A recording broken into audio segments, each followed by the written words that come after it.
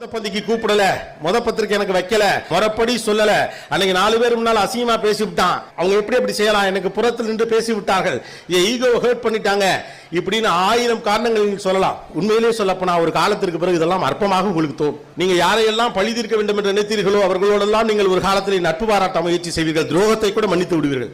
மனித வாழ்க்கை என்பது படிப்படியான சமரசங்களால் ஆனது. சமரசம் செய்தே ஆகும். பகையாளிக்கு எதிராக உங்களை நிலைநிறுத்தி கொண்டே இருக்கிறதுன்னு ஒண்ணு இருக்குல்ல, அது ஒரு குறிப்பிட்ட வயசு வரைக்கும் தான். அதுக்கப்புறம் எதிர்பார்ப்புகள்லாம் மாறான். சுஜாதாவே அதை அழகா சொல்றார். சிறு வயதிலே கித்தார் கற்றுக்கொள்ள வேண்டும், உலகத்தை வெல்ல வேண்டும், விமானத்தின் வழியாக எதையோ செய்யணும்லாம் ஆசைப்பட்டேன். ஆனால் வாழ்க்கை என்பது இது மாதிரியான படிப்படியான சமரசங்களானது. இன்றைக்கு 70 வயதாகிறது எனக்கு.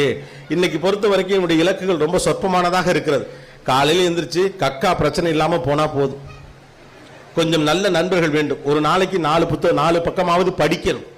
மனநலம் நல்லா இருக்கணும், உடல் நலம் நல்லா இருக்கணும். இவ்வளவு மட்டும்தான். இந்த லிஸ்ட்ல பணமே இல்லைன்ட்டார் அவர். கல்யாண வீட்டில்